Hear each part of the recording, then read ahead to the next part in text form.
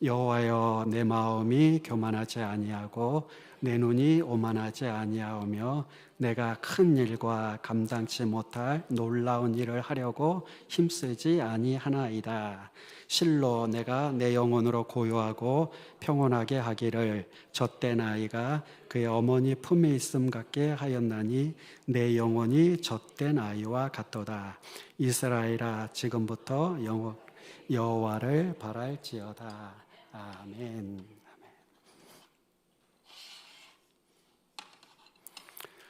150편으로 구성되어 있는 시편에서 여러분 잘 아시는 대로 가장 긴 내용은 시편 119편입니다.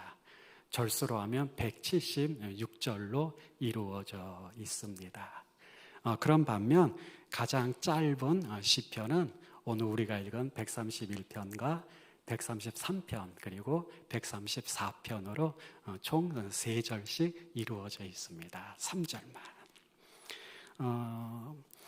우리가 읽었던 이 131편 3절밖에 안 되는 이 절을 읽는데 기껏해야 20초에서 30초밖에 안 걸립니다.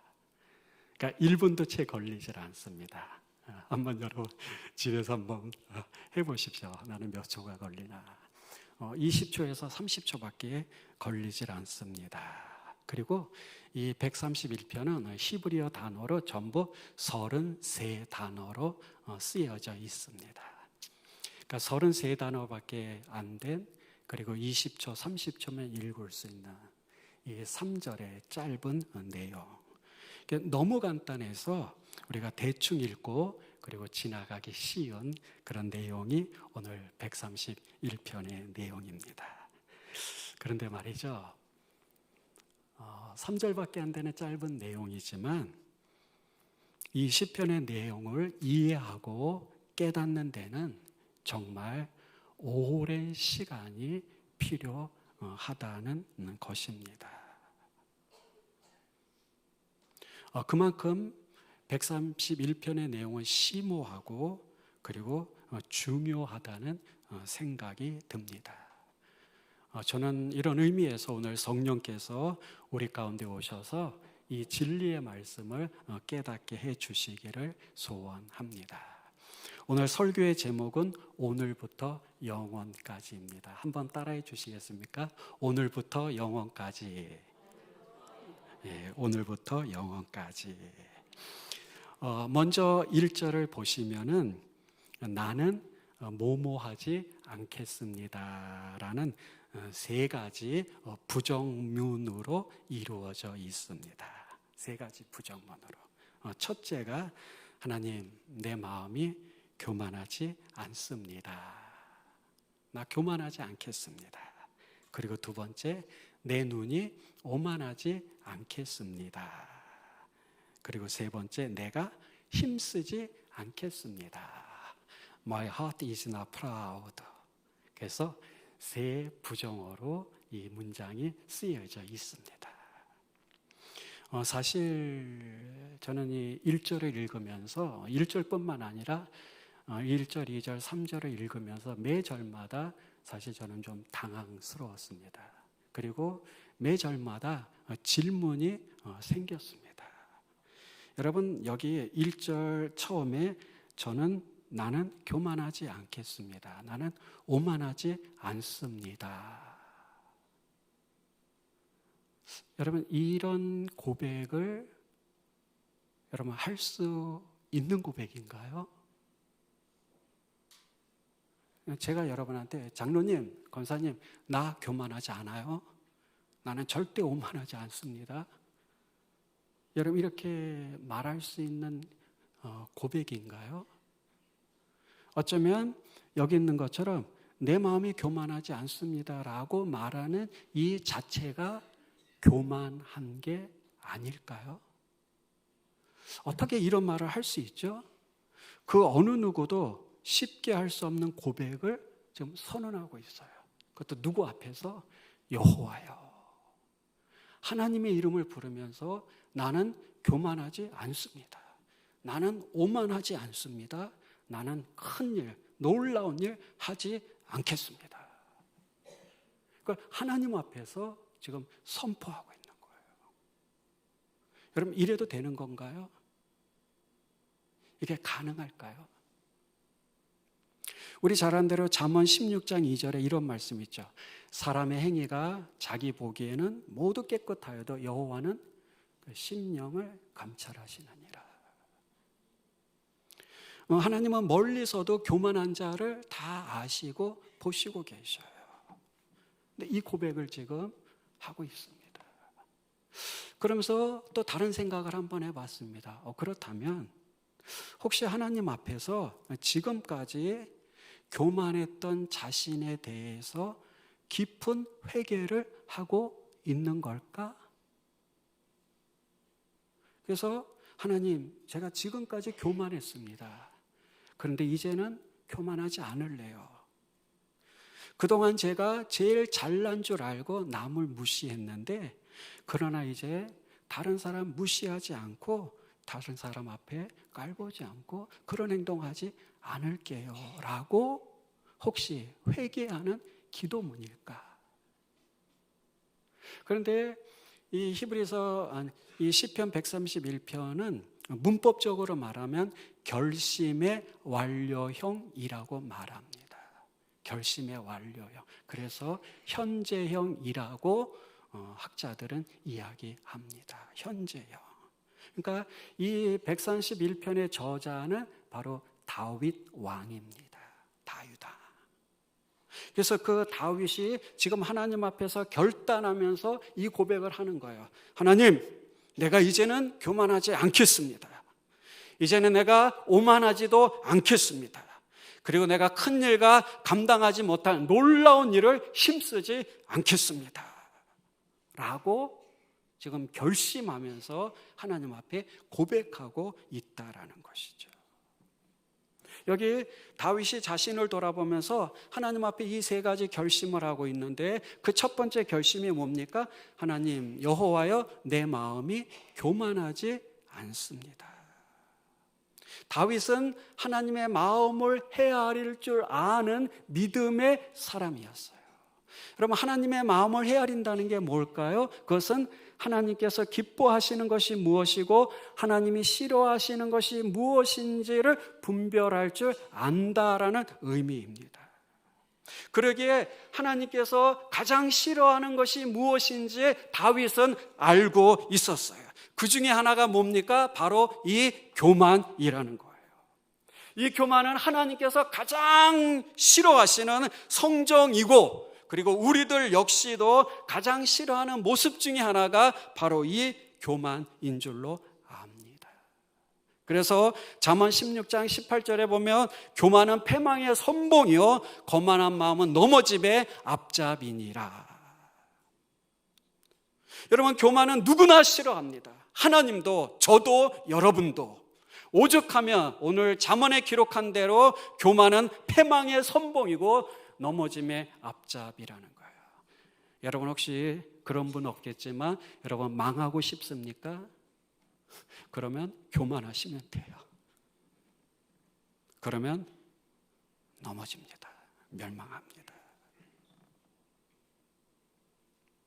오늘 교만으로 인해서 하나님께 징벌받는 두 왕에 대한 이야기가 역대하에 나오는데 그 대표적인 한 왕이 바로 우시야 왕입니다.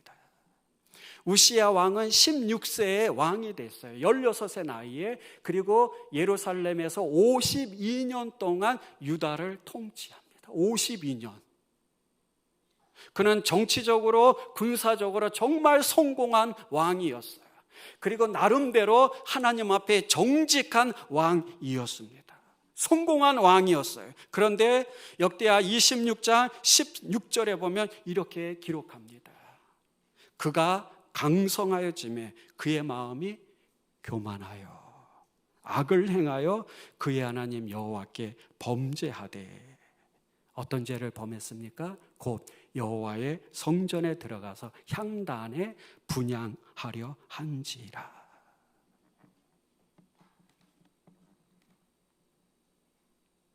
그가 강성해짐으로 인해서 하나님 앞에 교만해지고 맙니다.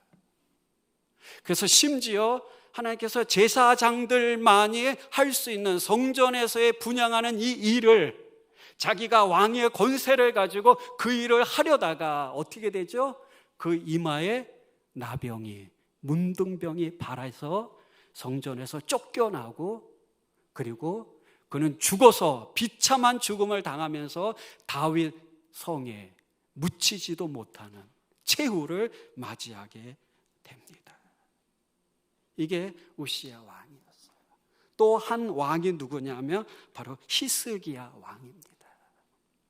역대하 32장 24절에 이렇게 기록합니다. 그때 히스기야가 병들어 죽게 되었으므로 여호와께 기도하며 여호와께서 그에게 대답하시고 이적을 보이셨어요. 그런데 히스기야가 어떻게 됩니까? 마음이 교만하여 그 받은 은혜를 보답하지 아니하므로. 하나님이 그의 생명을 연장시켜 주셨어요.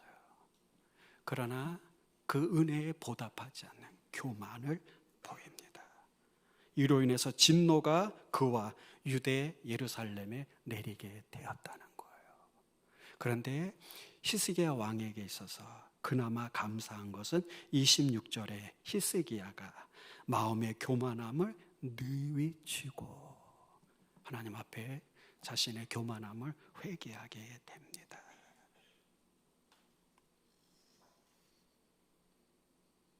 사랑하는 여러분, 시편 31편 23절에 이 말씀을 기억하셨으면 좋겠어요. 너희 모든 성도들아 여호와를 사랑하라. 여호와께서 진실한 자를 보호하시고 교만하게 행하는 자에게 엄중히 갚으시느니라.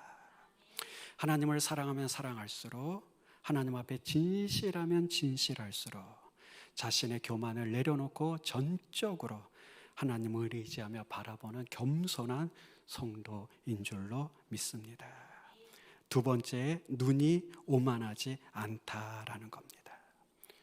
개역 개정이 나오기 전에 내 눈이 높지 아니하며라는, 높다라는 단어로 표현이 되어 있습니다. 근데 영어 성경을 한 군데 보면 이 마음이 교만한 거, 눈이 높은 거를 전부 다 눈이 오만한 것을 높다라는 표현으로 사용하고 있습니다. 마음의 교만은 마음이 높아진 거, 눈이 오만한 건 눈이 높아진 거, 그것을 영어 성경에서는 표현하고 있습니다. 뭡니까? 눈을 높이 들으면 다른 사람을 내 아래 둬야 되겠죠. 다른 사람을 멸시하고 그리고 무시하고 깔보는, 그래서 내가 위로 올라서려고 하는 그 마음. 시편에서 101편 5절에서 이렇게 말씀합니다. 자기의 이웃을 은근히 헐뜯는 자를 내가 멸할 것이요 눈이 높고 마음이 교만한 자를 내가 용납하지 아니하리로다. 여기 내가 용납하지 아니하리라는 이 말씀을 보니까 영어 성경에 내가 참지 않을 것이다, 이렇게 표현이 되어 있어요. 하나님께서 마음이 교만하고 눈이 높은 자를 향해서 내가 참지 않을 거야, 하나님이 그렇게 선포하고 있는 것을 보게 됩니다.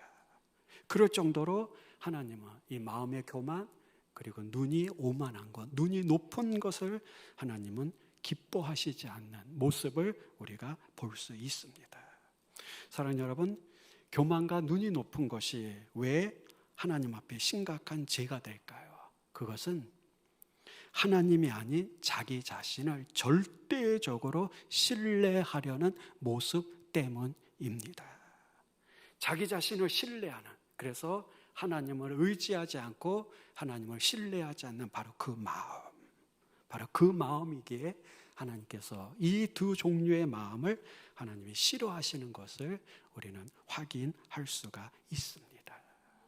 그리고 또 한 가지, 마지막 1절에서 살펴야 할 것은 내가 큰 일과 감당하지 못할 놀라운 일을 하려고 힘쓰지 아니하나이다. 큰 일, 그리고 감당하지 못할 놀라운 일, 하나님, 내가 그거 하려고 힘쓰지 않을래요. 이 성경을 공동 번역에 보면 이렇게 재미있게 표현하고 있습니다. 공동 번역을 보면 야훼여, 내 마음은 교만하지 않으며 내 눈은 높은 데를 보지 않사옵니다. 그리고 나 거창한 길을 쫓지 아니하고 주제넘게 놀라운 일을 꿈꾸지도 않사옵니다. 이렇게 번역을 하고 있습니다. 여러분, 큰 일이 뭘까요? 그것은 내게 가분한 일, 내게 가분한 일, 그리고 놀라운 일이란 자기 능력으로 감당치 못할 일을 말합니다. 그런데 이 말씀을 읽으면서 이해하지 못한 내용이 있어요. 여러분, 우리 그리스도인들은 크고 위대한 일을 꿈꾸면 안 되는 건가요? 여기 131편은 다윗의 시라고 말씀했습니다.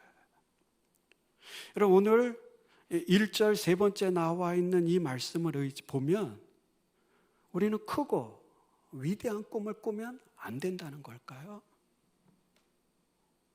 오히려 우리 그리스도인들이 위대하고 놀라운 일들을 우리가 해야 되잖아요. 그리고 이스라엘의 가장 위대한 왕이라고 말하는 다윗 왕이 40년 동안 이스라엘의 왕으로 통치하면서 과연 다윗이 큰 일, 거창한 길을 꿈꾸지 않았고 심지어 그가 감당하지 못할 놀라운 일을 꿈꾸는 것이 과연 주제에 넘은 일이었을까요? 저는 이 131편을 읽으면서 너무너무 궁금한 게 많았어요. 너무너무 궁금한 게 많았어요. 그러면서 이 말씀에 대해서 완전한 해답을 어떻게 보면 아직도 얻지 못했는지 모르겠어요. 여러분, 어떻게 생각합니까? 우리는 크고 위대한 일을 꿈꾸면 안 되는 건가요? 근데 우리가 여기서 짚고 넘어가야 할 중요한 내용이 있어요. 그건 뭐냐면 그건 바로 인간적인 야망, 인간적인 명예와 그리고 하나님께서 주시는 그 꿈, 그 비전이라는 그것의 차이입니다. 여러분, 우리가 어떻게 구분할 수 있을까요? 우리 야망, 야심은 인간적인 욕심에 근거합니다. 그래서 자기의 자랑과 자기의 교만에 근거해요. 그래서 자기 자신을 드러내고 자기 자신을 나타내고 싶어 합니다. 그래서 자기의 성공을 포장하고 과대선전하기를 원합니다. 사무엘상 15장 12절에 보면 사울에 대한 이야기가 나옵니다. 여기 사무엘이 사울을 만나려고 하는데 어떤 사람이 사무엘에게 이렇게 말합니다. 사울이 갈멜에 이르러 자기를 위하여 기념비를 세우고 발길을 돌려 길갈로 내려갔다고 합니다. 여러분, 사울 왕은 아말렉을 전멸하라는 하나님의 명령을 무시하고 불순종하면서 오히려 어떻게 합니까? 지금 자기 자신을 위해서 지금 기념비를 세우고 있어요. 하나님의 명령, 하나님의 말씀이 우선이 아니라 자기의 야망, 자기의 명예, 자기의 야심을 이루기 위해서 그리고 자기 자신을 후대까지 드러내놓고 싶어서 지금 기념비를 세우고 있는 거예요. 그런 반면 여러분, 하나님께서 주신 꿈은 하나님의 말씀과 약속에 근거하죠. 그 대표적인 예가 바로 요셉이 아닙니까? 요셉은 수없이 많은 꿈을 꿨어요. 그런데 그 꿈들을 형제도 심지어 부모님들도 그것을 이해하지 못하는 꿈이었어요. 그리고 그는 그 자신이 꾼 그 꿈으로 인해서 17살의 나이에 애굽의 포로로 종으로 팔려가서 13년 동안 모진 수치와 모진 고난과 모진 고생을 다하면서 13년을 그는 애굽에서 보내게 됩니다. 그리고 어떻게 하죠? 결국 하나님께서 주신 그 꿈을 이루는 사건을 우리는 너무나도 잘 알아요. 이처럼 하나님이 주신 꿈, 비전은 어떻습니까? 철저하게 하나님의 약속에, 하나님의 말씀에 근거한다라는 거예요. 그래서 하나님의 나라와 그 하나님의 말씀을 내 삶 속에서 이루기를 원하는 그 열정이 있다라는 거죠. 여러분, 우리는 창조주 하나님을 믿습니다. 여러분, 하나님의 사람이란 큰 일, 거창한 일을 하는 사람이 아닌 하나님의 일을 하는 사람인 줄로 믿습니다. 여러분, 내가 많은 일을 하고 내가 위대한 일들을 하고 내가 큰 행사를 벌여서 그것이 중요한 것이 아니라 하나님께서 나에게 맡겨주신 그 일, 비록 그 일이 작을지라도 하나님 앞에서 내가 신실하게 하나님 앞에서 충성되게 감당하는 사람이 바로 하나님의 백성이고, 그리고 하나님께서 기이 여기시는 성도인 줄로 믿습니다. 여기 2절을 보시면 여기 실로 내가 내 영혼으로, 여기 실로라는 이 단어는 히브리어로 오히려라는 의미의 단어입니다. 오히려.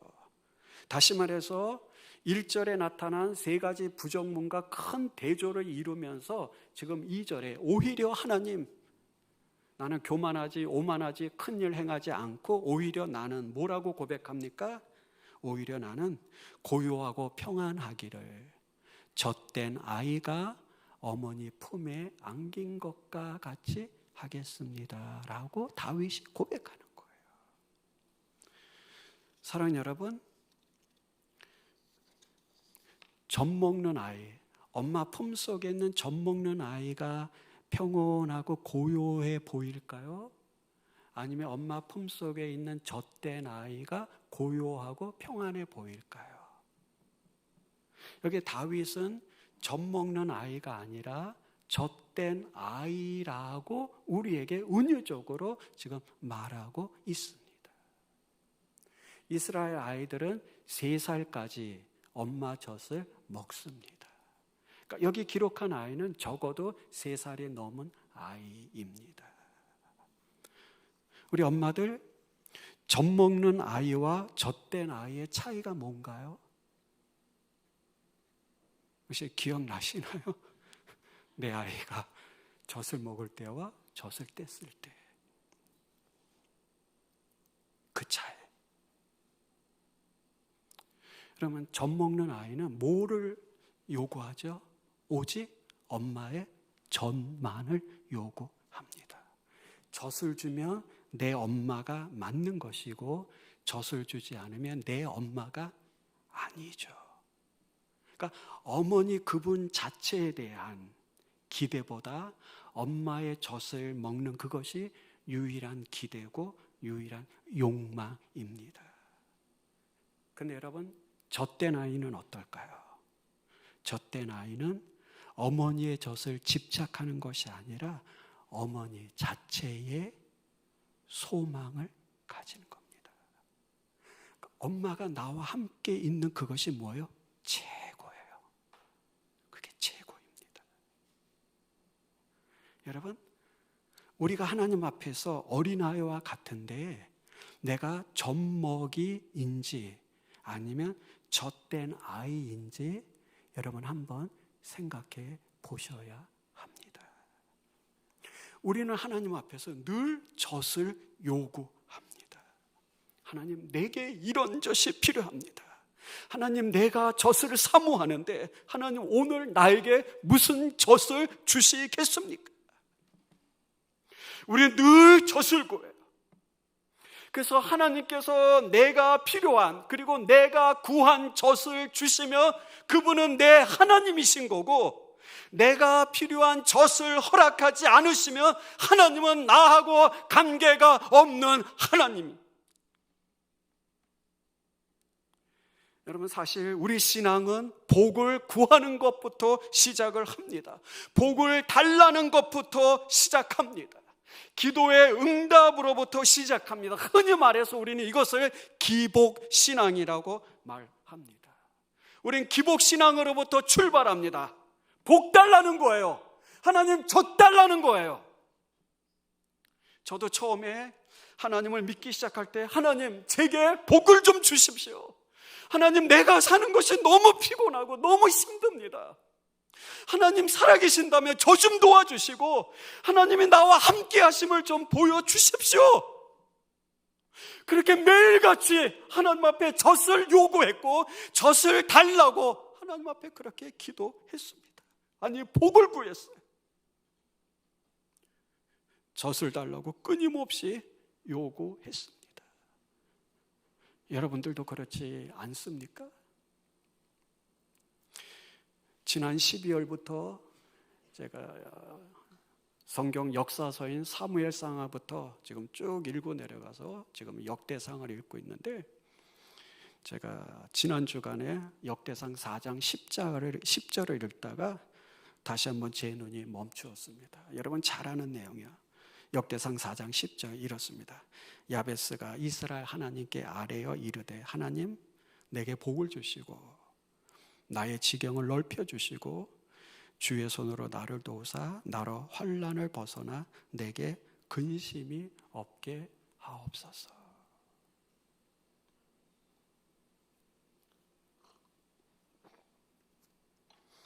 하나님이 그가 구하는 것을 허락하셨더라. 여러분 이 말씀을 묵상하면서 하나님 앞에 다시 한번 젖을 구했어요. 하나님 저에게 좀 복 좀 주세요. 하나님 저 좀 도와주셔서 제 지경을, 제 지역을 하나님 좀 넓혀 주십시오. 하나님 좀 환난에서 벗어나 좀 시험이 없도록 하나님 좀 도와주세요.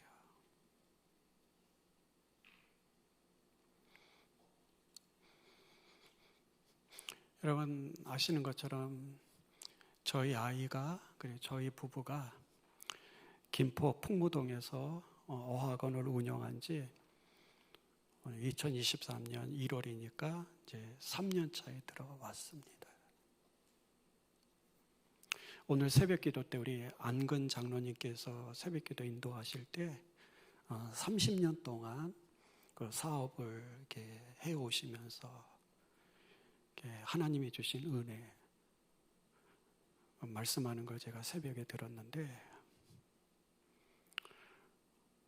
여러분 이거 이제 2년 3년 차 되는데 이거 학원 하나 운영하는 게 왜 이렇게 피곤하고 힘들죠? 제가 작년 전반기까지 월급을 받질 못했거든요. 지금도 명목상으로는 월급을 받는데 저희 학원에 다 아이부터 시작해서 다 원어민 선생인데 그 선생님들 다 월급 줘야 되니까 텍스 문제 때문에 저한테 월급을 줬다가 배 이상으로 다시 뺏어가거든요. 근데 그 재정적인 문제가 힘든 게 아니라 제가 언젠가 금요기도회 때 저희 집사람이 갖고 있는 13가지 질병에 대해서 말씀을 드린 적이 있죠. 집사람이 밤마다 잠을 못 자거든요. 머리가 너무 아프고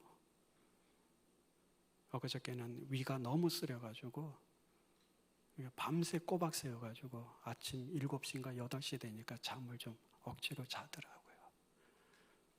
근데 어떨 땐 여러분한테 죄송할 때가 있어요. 자꾸만 이렇게 힘들고 어려운 얘기를 이거 목사가 하는 게 여러분한테 참 미안한데 김 목사도 우리랑 똑같이 나랑 똑같이 저렇게 사는구나 이해해 주시면 좋겠어요.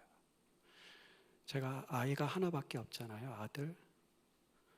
근데 우리 아이도 마찬가지로 저녁에 잠을 못 잡니다. 최근에 섬유 근육통이라는 병명이 밝혀졌는데 그 전까지는 류마티스라 그래가지고 류마티스 병원에 가서 온갖 약 다 먹고 아무 효과가 없어요. 그래서 병원에서 약을 조절해 줬는데 그 암 환자들, 특히 중기 말기 그 고통, 그리고 파킨슨 병으로 고통당하는 그 환자들에게 먹이는 마약성 약을 우리 아이가 먹습니다. 근데 그걸 먹어도 효과가 없어요. 그래서 밤마다 잠을 못 잡니다. 그러니까 그 몸을 이끌고 학원에 오면 아이가 아이들을 가르친 게 너무너무 좋아가지고 1시간 가르치고 나면 완전 그냥 죽음이죠.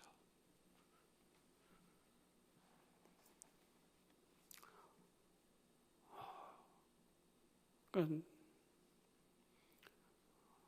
일주일 하루하루가 전 사실 너무너무 피곤합니다. 언젠가 제가 NIV 영어 성경 마태복음 6장 34절을 읽는데 이렇게 나와 있더라고요. 죄송합니다. 영어로 말해서 Each day, 매일매일 각 날은 has enough trouble. 충분한 그런 trouble, 그런 고통, 고생 그걸 갖고 있다는 거예요. of its own, 그 자체로. 저는 그래서 한글 성경을 읽을 때보다 사실은 영어 성경을 읽을 때가 저한테는 뜻이 더 다가옵니다. Each day. 월화수목금토일 1년 360일 해서 enough trouble of its own, 그 자체적으로.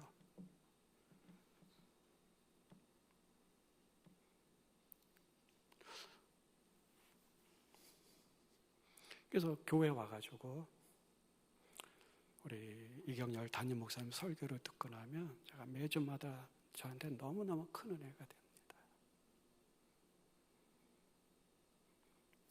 그래서 그 말씀 붙잡고 예배 끝나고 나서도 나름대로 기도를 하고 가는데요. 여러분, 하루하루가 사실은 죄송합니다. 쉽지가 않습니다. 그래서 이 역대상 4장 10절을 읽으면서 하나님, 저를 언제까지 하나님께 훈련시키고 나를 연단시키고 하나님께 이렇게 힘들어야 되나요? 그래서 이 야베스의 기도를 읽으면서 하나님 좀 복 주시고 제 지경 좀 넓혀주시고 좀 환난이 좀 없게 하셔서 좀 시험이 없도록 하나님 좀 도와주세요.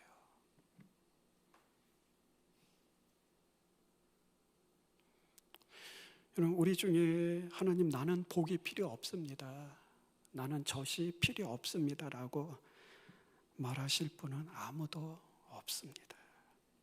그런데 중요한 건 제가 아무리 큰 고통과 어려움과 아픔이 있어도 우리가 젖만 달라는 여기에 머무르면 안 되죠.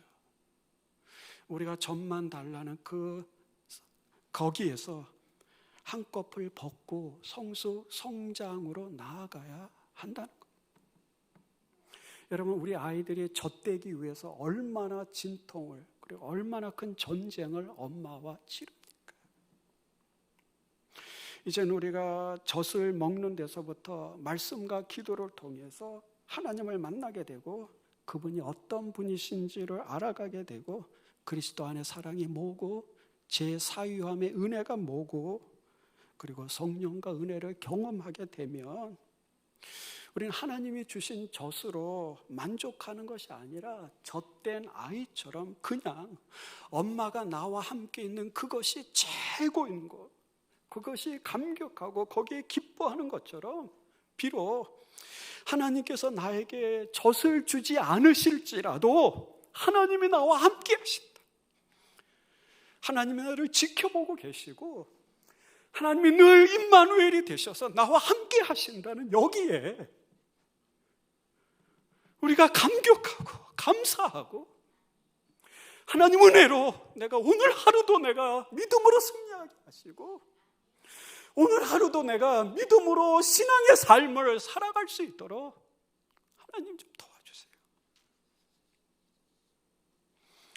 여러분, 우리가 하나님 앞에 나아갈 때 때론 젖먹이 아이처럼 젖을 구하기도 하지만 때론 젖된 아이처럼 하나님 한 분만으로 만족할 줄 아는 그런 우리의 믿음, 그런 고백으로 나아가야 합니다.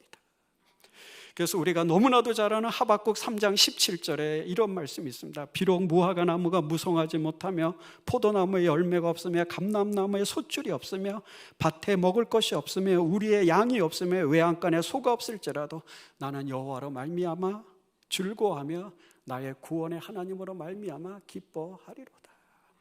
아무것도 없어요. 아무것도 없어요. 하나님이 필요한 젖을 주지 않으셨어요. 하나도 공급하지 않으셨어요. 그럴지라도 하박국 선지자 말합니다. 나는 하나님 말미암아 기뻐하고 내 구원의 하나님으로 인하여 내가 즐거워하겠다. 여러분, 우리가 이 단계로 나아갈 때 우리에게 참된 평화와 기쁨을 우리가 누릴 수가 있어요. 다윗이 이야기하는 젖된 아이처럼 평안하고 고요함을 누릴 수 있고, 그 어떤 근심과 염려와 그 어떤 두려움, 걱정으로부터 우리가 자유함을 누릴 수가 있는 줄로 믿습니다. 우리가 젖을 달라고 부르짖어 기도하면서도 때론 어머니의 얼굴만 바라보며 그 천사의 미소를 짓는 그 젖된 아이처럼 잠잠히 하나님만 바라보시는 우리 모두가 되기를 주님의 이름으로 축원합니다. 하나님만 기다리는 그 시간, 하나님으로만 만족하는 우리가 되어야 합니다. 그런 의미에서 마지막으로 다윗은 이제 이스라엘 공동체를 향해서 왕으로서 말합니다. 이스라엘아, 지금부터 영원까지 여호와를 바랄지어다. 하나님을 희망하라고 말하고 있습니다. 욥기서 5장 7절엔 이런 말씀이 있습니다. 사람은 고생을 위하여 났다라고 기록하고 있어요. 여러분, 우리 인생에 끊임없는 풍파와 동요가 있지만, 그래서 정말 우리가 이 땅에 태어난 것이 고생을 위하여 태어났다라고 말한 엘리바스처럼 우리가 흔들리지만, 그러나 흔들리지 않는 평안함과 고요함이 바로 어머니의 품속에 있는 젖된 아이가 될 때 가능할 줄로 믿습니다. 사랑하는 여러분, 고린도후서 1장 8절 마지막에 이렇게 기록합니다. 형제들아, 우리가 아시아에서 당하는 환난을 너희가 모르기를 원하지 아니하고 힘에 겹도록 심한 고난을 당하여 살 소망까지 끊어지고, 바울은 살 소망까지 끊어졌다고 말합니다. 그리고 9절에서는 우리는 우리 자신이 사형 선고를 받은 줄 알았으니. 왜 그럴까요? 이는 우리로 자기를 의지하지 말고 오직 죽은 자를 다시 살리시는 하나님만 의지하게 하심이라. 사랑하는 성도 여러분, 2024년 새해가 시작이 되었습니다. 올 한 해 저와 여러분 앞에 어떠한 일들이 벌어질지 우리는 알 수 없습니다.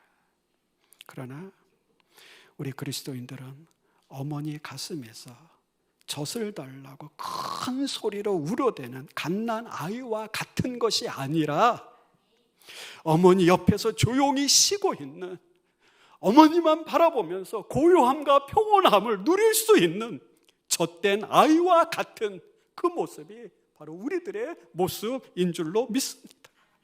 그렇기 때문에 우리가 이 모든 어려움 가운데서 오직 하나님만 의지하게 하고 오직 하나님만 바라보게 하시는 그 놀라운 하나님의 은혜 가운데 올 한 해도 여러분이 넉넉히 승리하시기를 축원합니다.